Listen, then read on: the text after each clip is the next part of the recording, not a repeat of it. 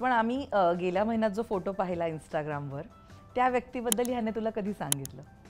समीक्षाबद्दल तुझी कमेंट आहे त्याच्यावर YouTube? हां नाही फोटो काढला कधी बोलला हे आठवते. हां कधी बोलला हे काही महिना सगळ्यात आधी मी तिलाच बोललो. सगळ्यात तिला सांगितलं. हां स्वतःलाही सांगायच्या आधी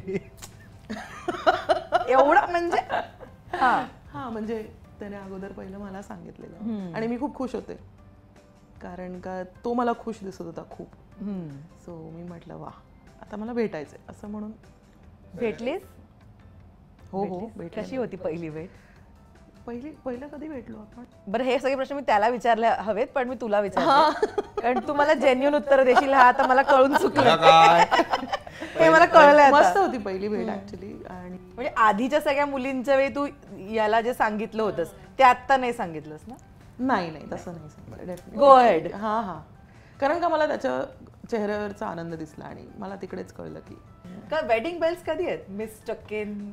तुला माहित असलं पाहिजे का मला कसं माहिती तुला माझ्याबद्दल सगळं माहित असतं अरे दर्शना. यार मला कोण सांगेल? तू मला सांग मी कधी लग्न करणार आहे तुझ्याकडूनच मला कळणार. खरं वाटेल तुला सगळ्या गोष्टी माहित असतात. अरे मला का माहिती असेल? मला बघतो ना जेव्हा राष्ट्रीय मराठी अच्छा माझं लग्न हे काय बरोबर ठीक आहे अच्छा मी इकडे चाललोय काय त्याच्यासाठी तूच जबाबदार आहेस. मी इकडे चाललोय का या बातमीसाठी हाच जबाबदार आहे. बरं कधी आहे लग्न? बघू आम्ही अजूनपर्यंत आमचं बेसिकली आम्ही अजूनही खूप एकमेकांना ओळखतोय. आम्ही टाइम स्पेंड करतोय आणि मला असं वाटतं की हे खूप वेळानंतर अशा प्रकारचं एक लाईफस्टाईल आणि एक प्रकारचं रिलेशनशिपमध्ये राहणं आणि कुठल्या तरी एका व्यक्तीला आपल्या आयुष्यात इन करणं मी तिच्या लाईफमध्ये जाणं.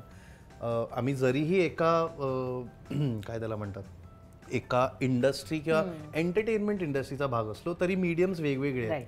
So her life getting used to her life she getting used to mind आणि प्लस सोशल मीडिया एव्हरीथिंग ह्या सगळ्या गोष्टीला आम्ही अजूनपर्यंत अडॅप्ट होतोय.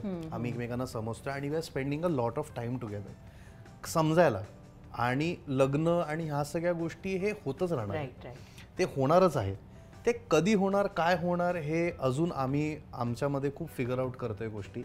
पण I am really happy with her आणि मला आनंद या गोष्टीचा आहे की ती माझ्या घरच्यांना तिच्या स्वतःच्या घरच्यांसारखं मानते. मी तिच्या घरच्यांना स्वतःच्या घरच्यांसारखं मानतो. म्हणजे आणि खूप इम्पॉर्टंट असं आहे की तिचा जो कझिन भाऊ आहे तो माझा लहानपणापासूनचा मित्र आहे. अच्छा. आणि सो त्याच्या चेतन राणे आणि अथर्व टक्के असे दोन मित्र होते त्याचे. अच्छा. हो तो माझा खूप आधीपासूनचा मित्र आहे. म्हणजे दुसरीत आम्ही एकत्र होतो मग तो शाळा सोडून दुसऱ्या शाळेत गेला. मग आम्ही 11वीत अचानक आम्ही भेटलो. आम्हाला माहिती नव्हतं आम्ही तेव्हापासूनचे मित्र.